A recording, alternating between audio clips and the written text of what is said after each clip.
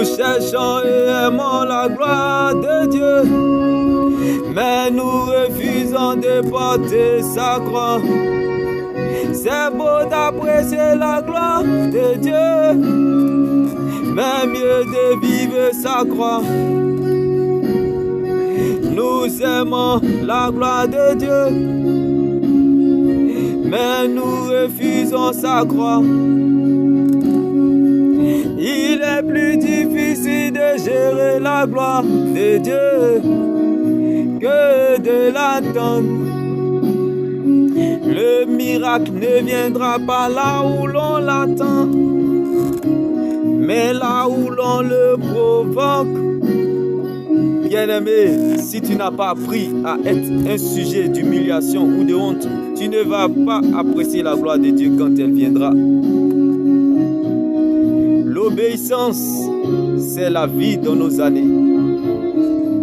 Les fruits que nous recherchons pour notre liberté dépendent de notre relation avec Dieu, car c'est de notre relation avec Dieu que découle tout le reste. La vie est ce que nous pensons, l'éternité est ce que Dieu pense de nous.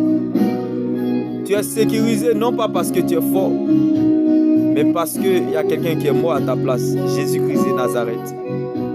Depuis que tu es né, tes yeux n'ont pas encore touché ni vu ta nuque.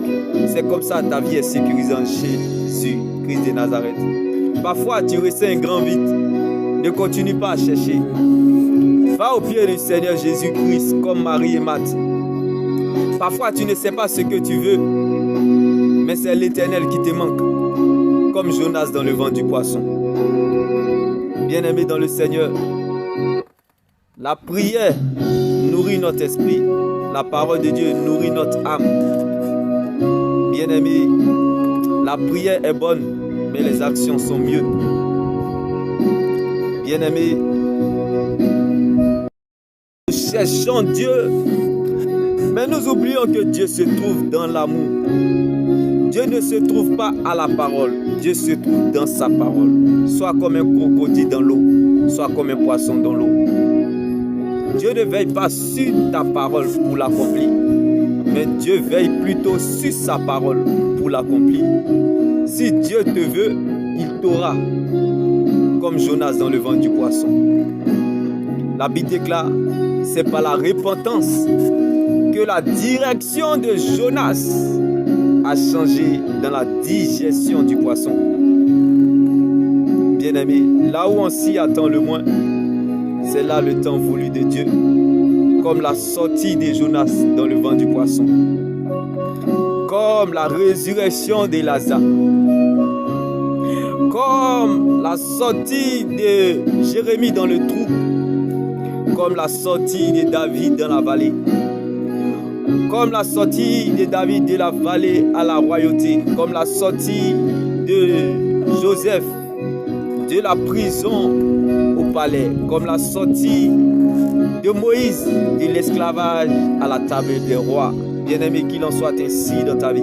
Comme la sortie de Daniel dans la fosse au lion, comme la sortie de Abednego Shadrach dans la fournaise de feu.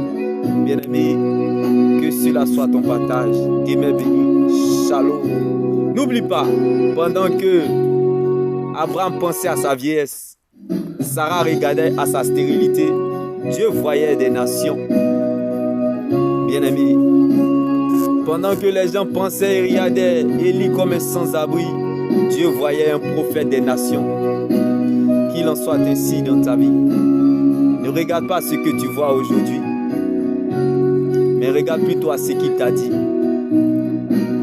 Bien-aimé, le Seigneur t'aidera parce qu'il t'a vu, comme Jonas dans le ventre du poisson. Bien-aimé, ce que Dieu te réserve est plus grand que ce que tu regardes ou vois aujourd'hui. Bien-aimé, tout comme Abraham pleure en regardant aujourd'hui, mais vois ce que Dieu te réserve demain, ton Isaac. Car pendant que Abraham regardait Isaac, excuse-moi pour le thème, pendant que Abraham regardait Ismaël, Dieu voyait Isaac. Donc bien-aimé, pleure en regardant aujourd'hui, mais vois ce que Dieu te réserve demain, ton Isaac. Comme l'histoire d'Abraham. Il dit à quelqu'un, Ma prière pour toi, que Dieu prenne la forme de ce qui te manque. Comme Abraham qui a su attendre 25 ans avant d'avoir son Isaac. Je ne sais pas pour toi. Je ne sais pas là où tu te situes. Je ne sais pas comment Dieu va le faire, mais je sais que Dieu va le faire. Quand Dieu prend le risque de te révéler certaines choses et où il t'emmène, prends le risque de croire qu'il est capable de le faire. Tout ce qui t'arrive t'emmène quelque part qui est mieux que là où tu es quitté hier. Bien-aimé, la parole de Dieu, c'est la seule terre solide sur laquelle nous pouvons nous tenir. La parole de Dieu est la seule prophétie qui ne rate jamais son but. Quand elle t'attend à la tête, elle compte sur elle-même pour t'accompagner. Si c'est à cause de toi, tu perdras la bataille, mais à cause d'elle, tu gagneras le combat. Bien-aimé, sois sage et patient, car le temps finira par te donner ce qui te revient. Dieu m'est béni. Shalom.